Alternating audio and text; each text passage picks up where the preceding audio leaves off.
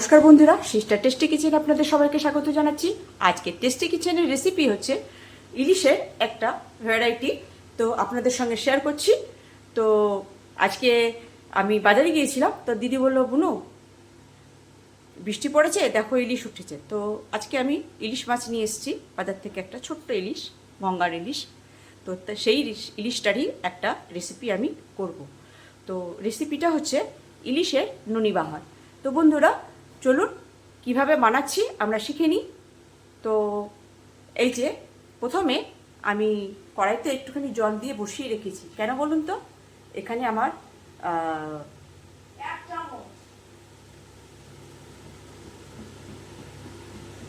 জল দিয়ে একটুখানি বসিয়ে রেখেছি, তো জলটা হোক, গরম হচ্ছে আর কি।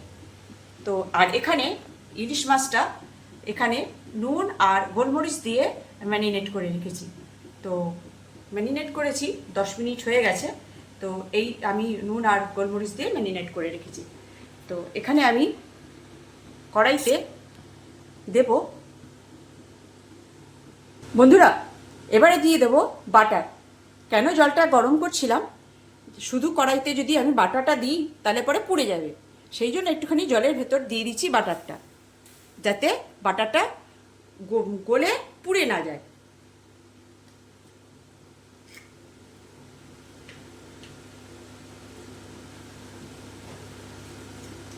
এবারে দিয়ে দেব এতে দুটো কাঁচা লঙ্কা।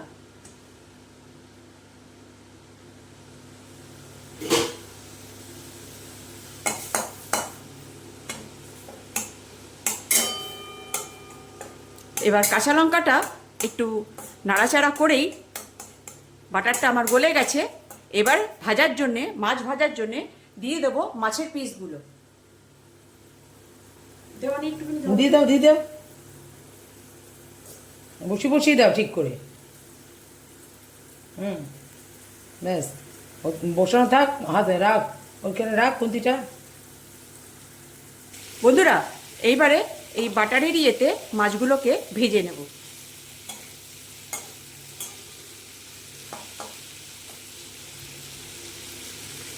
হালকা করে ভেজে নেব বন্ধুরা। এই পর্যন্তই আমি এটা মাছটা ভাজবো। এবারে দিয়ে দেবো বন্ধুরা এই যে দুধ।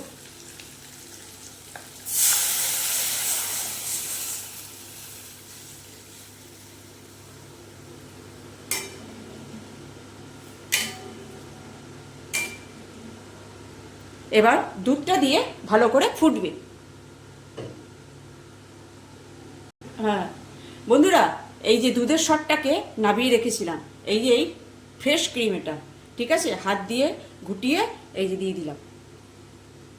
এখানে যেহেতু দুধ দিয়েছি অনেকটা, সেহেতু যেটা জাল দিয়েছিলাম দুধটা, সেটার আর কি শটটাই ঘেটে দিয়ে দিলাম, একদম ফ্রেশ ক্রিম। একটুখানি জল দিয়ে দে।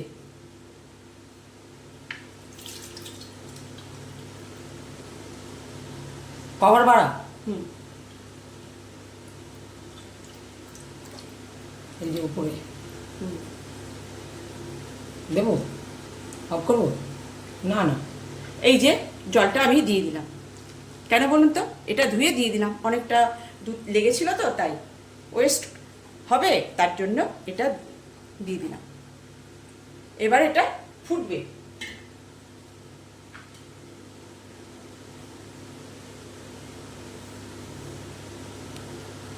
বন্ধুরা এবার দিয়ে দেবো একটু গোলমরিচ গুঁড়ো। এবার গোলমরিচ গুঁড়োটা দিয়ে একটু নাড়িয়ে দিয়ে ফুটিয়ে নেব।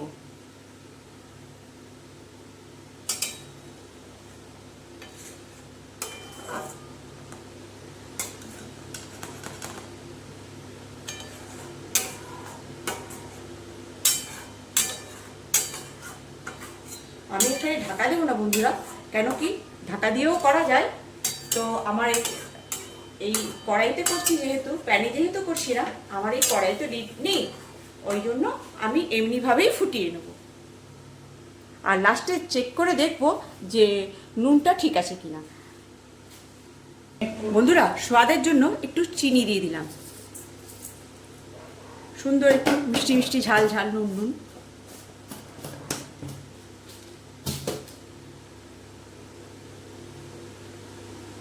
যেহেতু আমি শুধু মাছে নুন দিয়েছিলাম, তো বাটারেও নুন রয়েছে, সেহেতু আমি একটুখানি সামান্য দিয়ে দিলাম নুন, আর কিছু দেবো না। হয়ে এসছে, এবার নামিয়ে নেবো। রাখবো। বন্ধুরা, এই যে আমার নুনি বাহার হয়ে গেছে, এবার গ্যাস করবো অফ আর করবো প্লেটিং দিয়ে একটুখানি গ্যাসটা কম কর, কম কর, গ্যাস অফ করতে হবে না।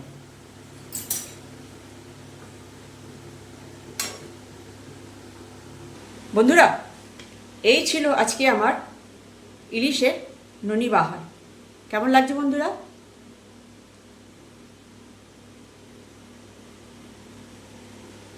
একটা সামান্য রেসিপি, একদম দুর্দান্ত দুর্দান্ত খেতে। কেমন লাগছে বন্ধুরা?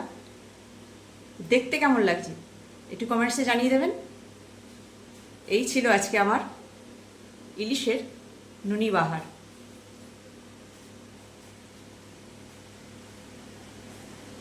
ভালো লাগলে একটু লাইক কমেন্টস দেবেন, আর ফেসবুক থেকে আপনারা যদি দেখেন আমার ফেসবুক পেজটা ফলো করবেন, আর যারা ইউটিউব থেকে দেখবেন তারা আমার সাবস্ক্রাইব করবেন, যাতে সামান্য অসামান্য যাই আমি দিই না কেন নোটিফিকেশানটা আপনাদের কাছে তাড়াতাড়ি করে পৌঁছে যাবে। তো বন্ধুরা, এই ছিল একটা আমার আজকের সিস্টার টেস্টি কিচেনে ইলিশের নুনি বাহার। কেমন লাগছে বন্ধুরা? একটা সামান্য রেসিপি আপনারা বানিয়ে খাবেন আর এনজয় করবেন। রাখছি বন্ধুরা, বাই।